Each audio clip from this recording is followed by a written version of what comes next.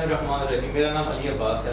یہ گفتگو ہم روزنامہ نئی بات اور علم کی دنیا کے لیے کر رہے ہیں. علم کے 6 درجات ہوتے ہیں. پہلا درجہ ہے ٹیکسٹ اور ساؤنڈ کا، جو آپ پڑھتے ہیں اور جو آپ سنتے ہیں. دوسرا درجہ ہے کوشچن اور ڈیبیٹ کا، جب آپ کسی کانسیپٹ پہ سوالات کریں اور اس پہ ڈیبیٹ کریں. پھر تیسرا درجہ ہے پریکٹس کا، جب آپ اس علم کی پریکٹس کریں اور اس کو اپنے ذات سے گزاریں. اور چوتھا درجہ ہے ڈیلیوری کا، کہ جب آپ اس علم کی ڈیلیوری کریں، آگے سے سوال جواب آئیں، آپ ان سوالوں کا رسپونڈ کریں. اور پانچواں درجہ ہے اللہ والوں کے ساتھ نشست کا، جو میری آج خوش قسمتی ہے کہ میں بابا جی کے ساتھ موجود ہوں. اور چھٹا جو درجہ ہے وہ ہے الہام کا. اس پہ میں آخر میں گفتگو کروں گا.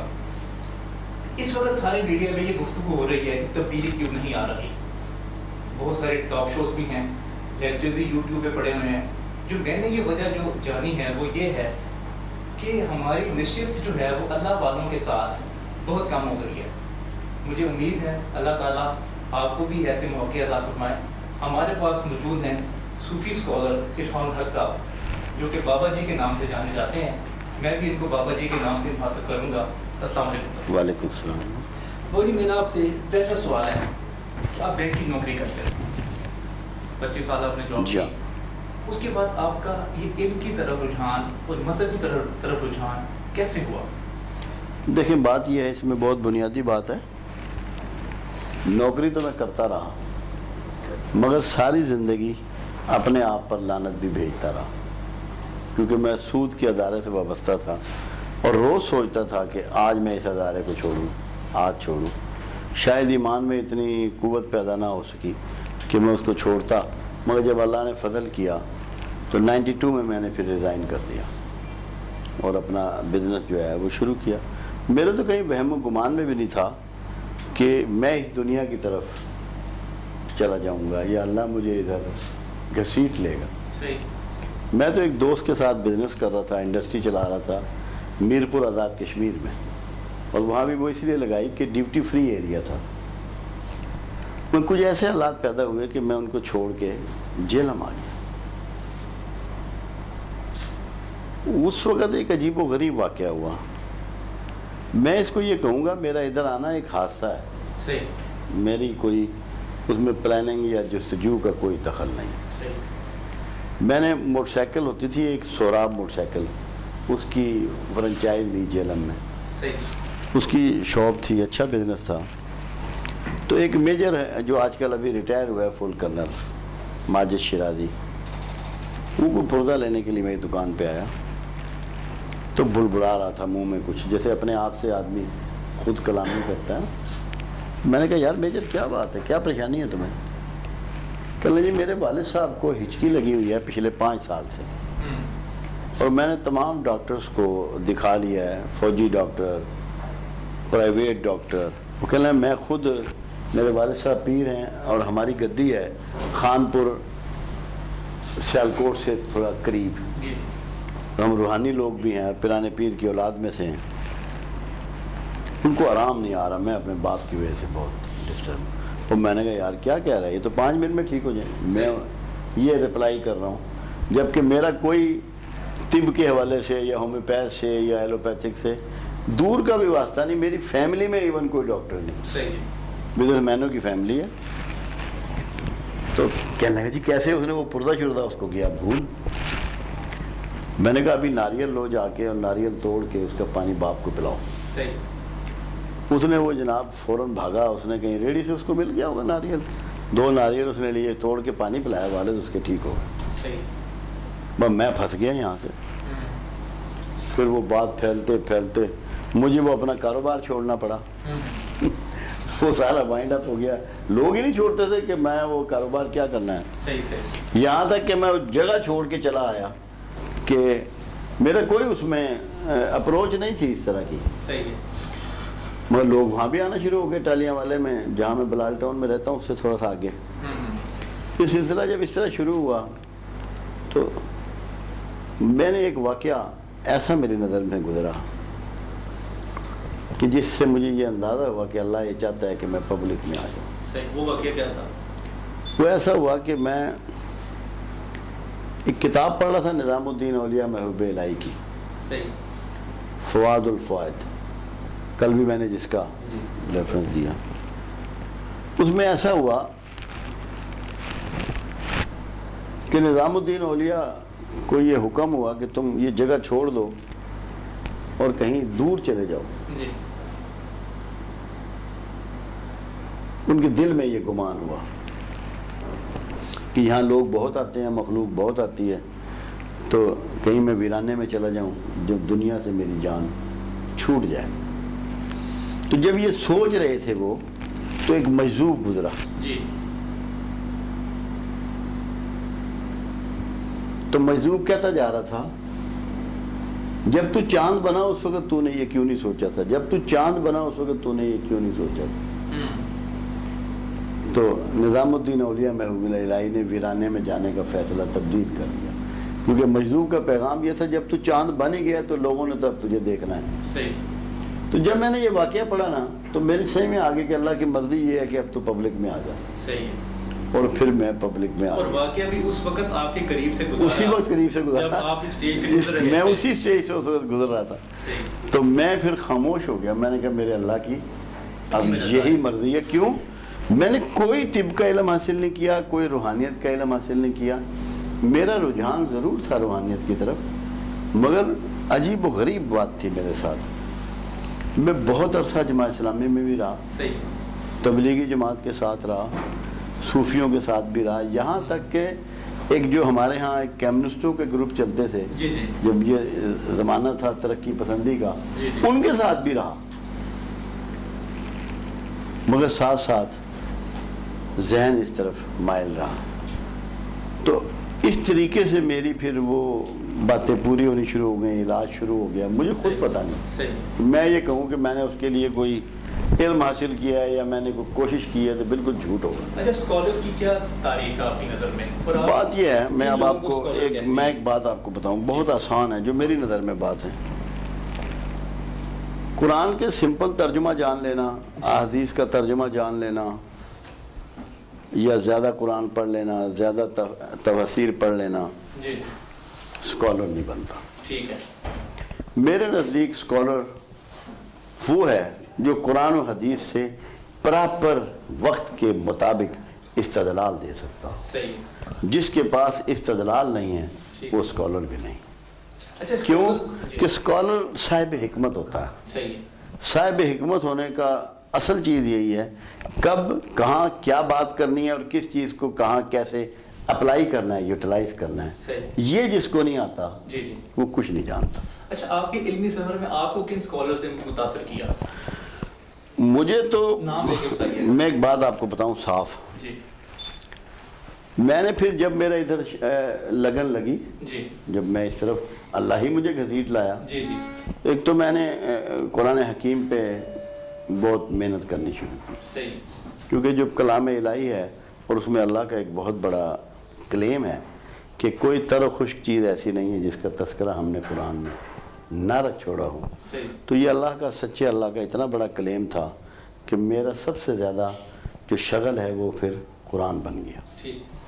اس کے ساتھ ہی پھر میں نے تقریباً احادیث کے جتنے مجموعے ہیں، صحیح. مشکل ہی ہے کہ کوئی جس سے میں گو تھرو صحیح. نہ ہوا ہوں.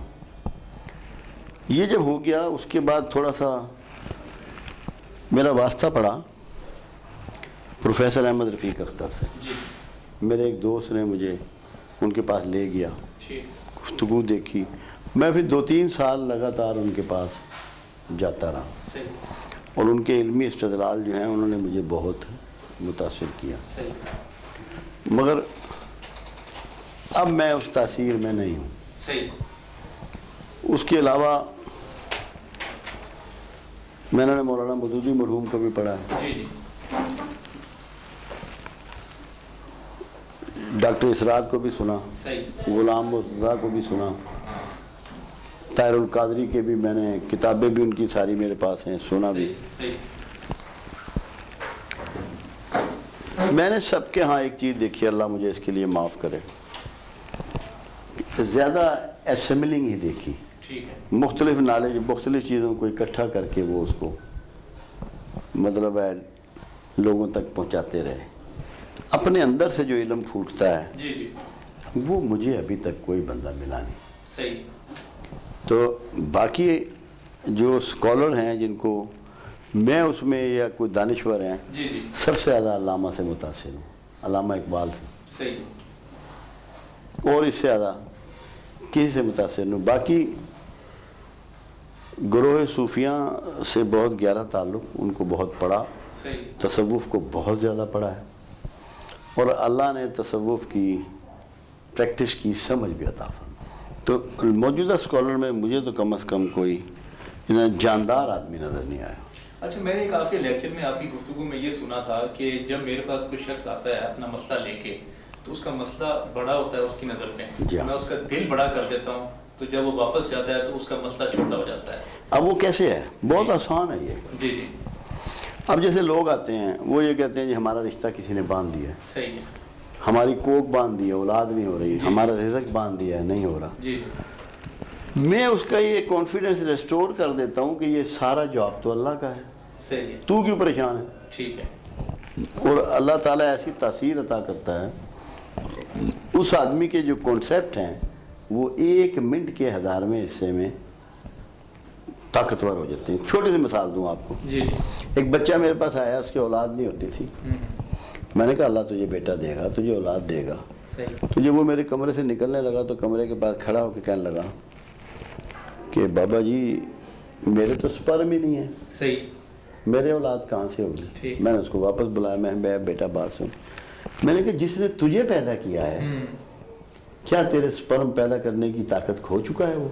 सही, तेरे स्पर्म भी वही पैदा करेगा, सही। और फिर रब्बुल इज़्ज़त ने उसको औलाद से नवाजा। सही, मैं लोगों से ये कहता हूँ, वो बड़े कैसे हो जाते हैं कि तू ये कहता है कि तेरा रिज्क जो है वो जादू के जोर से रोक दिया गया है। सही, मैंने कहा अल्लाह ये चाहता है कि तुझे 10 रुपये पहुँच जाएं, जी जी, और जादूगर तुझ तक नहीं पहुँचने देता। सही। अगर जादूगर इतना ताकतवर है तो मैं इतने कमज़ोर अल्लाह को पूजने के लिए तैयार नहीं हूँ सही, कि जो जादूगर के आगे कमज़ोर पड़ जाए। मेरा अल्लाह जो है वो तो हर चीज़ का मालिक और खालिक है, जो उसने प्रोग्राम बना लिया उस पर करके छोड़ता है। मैं कहता तेरा बिलीव ये है कि जादूगर तेरे रास्ते में रुकावट डाल सकता है, तो फिर तू जादूगर की पूजा किया कर, तू अल्लाह की पूजा छोड़ दे। सही, उससे ये होता है बंदों को समझ में आती है कि हर चीज़ का मालिक तो परवरदिगार है, सही, जो चाहे दे, जो चाहे छीने, जो चाहे ना दे। उनके एतमाद अल्लाह पर बढ़ जाता है, सही। और जब इंसान का एतमाद अपने अल्लाह पे बढ़ जाए फिर वो कमज़ोर नहीं रहता। अच्छा, वो इस तरह होता है, ये थोड़ी है कि मैं को फूंक मारता हूँ, जी जी, रेस्टोर करता हूँ उनके अंदर के कॉन्फिडेंस को। अच्छा, इंसान का असल मसला है क्या? इंसान का मसला ये है कि वो तो अल्लाह ने पहले दिन ही कह दिया कि ये खसारे में है। सही, अब खसारा कैसे है? जो चीज़ों का असल रूप है वो उसको पता ही नहीं, सही, ये भी खसारा है। जो चीज़ें ये ऑन करता है उनको छोड़ के चले जाना है, सही, ये भी खसारा है।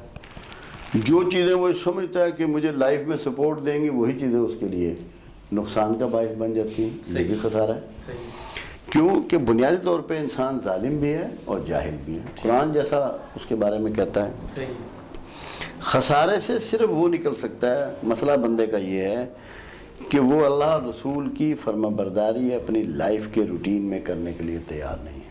इसका मतलब खसारे में वो है ऑलरेडी, अब उसने निकलना है, निकलना है खसारे से, उसको क्योंकि अल्लाह कह निकालना रहा है कि है। हमने इसको खसारे में और मुशक्कत में पैदा किया। और निकालना है उसको फर्माबरदारी ने, फर्माबरदारी ने, अल्लाह की और उसके रसूल की। रसूल, ठीक है, जब भी कोई ज़माना रसूलों से खाली नहीं रहा, सही है, उस ज़माने के रसूलों को जिसने माना वो भी खसारे से निकल गया। और अब रसूलुल्लाह सल्लल्लाहु अलैहि वसल्लम की रिसालत क्योंकि जारी है, सही, बाद अज़ क़यामत भी जारी है, बिल्कुल ठीक, क्योंकि उसके बाद आपने लोगों की बख्शिश करानी है, मुकाम महमूद पे खड़ा होना है, तो रसूलुल्लाह की रिसालत जारी और सारी है। जो शख्स उसको फॉलो कर लेगा कुछ परसेंटेज में भी, वो भी परेशानी से निकल जाएगा। हम चाहते हैं उबे नहीं करते, सही है, चाहते हैं उबे नहीं करते। इसीलिए अल्लाह ने 2 बातें कुरान में ऐसी कह दी। जी जी, एक तो ये कहा कि तसाहिल मत करना, सुस्ती ना करना। सही। हम सुस्ती का शिकार हैं। मैं चाहता हूँ नमाज पढ़ूँ, बिल्कुल सही। पढ़ता नहीं हूँ। ठीक, میں چاہتا ہوں اللہ کی راہ میں خرچ کروں، کرتا نہیں ہوں۔ صحیح ہے۔ اور دوسرا یہ ہے کہ دین میں پورے کے پورے داخل ہونا۔ اب دین بنیادی طور پہ سسٹم آف گاڈ کا نام ہے۔ صحیح۔ اللہ نے جو یونیورس کو چلانے کے لیے سسٹم دیا ہے، دیٹ از دین، جی جس کو اس کے رسول لائے۔ اب ہم نارمل زندگی اگر گزاریں جس میں شدت نہ ہو، انتہا پسندی نہ ہو، تو خدا کی قسم بہترین زندگی ہے، بہترین۔ مگر ہم لوگ نارمل زندگی نہیں گزارتے، ہم خاص ہونا چاہتے ہیں، بڑا ہونا چاہتے ہیں، مشہور ہونا چاہتے ہیں، پھر اس میں پھنستے ہی چلے جاتے ہیں۔ اچھا، یہ ڈیسیژن میکنگ کا فقدان نظر آتا ہے آپ کو؟ جیسے آپ نے فرمایا کہ پتہ ہے لوگوں کو لیکن وہ عمل نہیں کرتے۔ دیکھیں، ڈیسیژن میکنگ میں جو سب سے بڑا فیکٹر ہے جی وہ ٹرو علم کا ہوتا ہے۔ ٹرو علم کا، اگر ٹرو علم نہیں ہے، بینک میں نا سیلاب آیا نا جب 92 میں، 92 میں میں نے چھوڑا تو ہمیں اپنے جو بڑے بڑے ہمارے سیف تھے نا ان کی جگہ بدلنا تھی۔ صحیح۔ تو 15-20 نوجوان اس کو گھسیٹ رہے تھے، صحیح، کہ اس کو سیف کو یہاں سے ہٹائیں۔ میں نے کہا پاگل ہوئے ہو، باری لے کے آؤ، وہ لوہے کا ایک راڈ ہوتا ہے نا، تو وہ لائے تو 2 آدمیوں نے اس کو اس کی جگہ پہ پہنچا دیا۔ تو ہمیں یہ علم تو ہوتا نہیں کہ ہم نے یہ کام کس طرح کرنا ہے۔ ٹھیک ہے۔ اور یہ تب ہوگا جب ہم کسی سیانے کے پاس جائیں گے۔ صحیح۔ جب تک کہ ہم اپنے آپ کو عقل کل سمجھتے ہیں اور کسی سے رائے لینے کے لیے، مشورہ لینے کے لیے تیار نہیں ہوتے، پھر ہمارے لیے سوائے پریشانیوں کے اور کچھ مقدر نہیں رہتا۔ اس کا مطلب انٹلیکچوئلز کے ساتھ آپ کی بالکل ضروری ہے، ضروری ہے۔ صحیح ہے۔ اب انٹلیکچوئل کے لیے یہ ہے کہ وہ جو بات بھی کرے اللہ کے لیے کرے، صحیح، اپنے سیلف کے لیے نہ کرے۔ آج ہم جو خراب ہو رہے ہیں نا، یا ہمیں پریشانیاں اٹھانا پڑ رہی ہیں، اس کی سب سے بڑی وجہ یہ ہے کہ ہمارے انٹلیکچوئل اخلاص والے نہیں رہے، کرپٹ ہو چکا ہے۔ ہاں، سب لالچ میں پڑ گئے۔ کرپٹ کا لفظ تو ذرا زیادہ سخت ہے۔ ٹھیک ہے۔ آپ دیکھیں نا قرآن حکیم میں سورہ اخلاص ہے، صحیح، اس میں اخلاص کا کوئی لفظ نہیں، مگر اس کو اخلاص اس لیے کیا گیا کہ وہ اللہ کی توحید کو بیان کرے۔ صحیح، بالکل ٹھیک۔ تو جو لوگ اس کی توحید کے مطابق زندگی گزارنے والے ہیں وہی مخلصین ہیں، وہی اخلاص والے ہیں، ان سے رابطہ رکھا جائے، وہ آپ کو ٹیچ کریں گے اور گائیڈ کریں گے۔ اچھا، میڈیا کوئی رول آپ کی نظر میں کر سکتا ہے، رول پلے کر سکتا ہے میڈیا؟ ہاں، بہت بڑا کام کر سکتا ہے اور کر بھی رہا ہے، مگر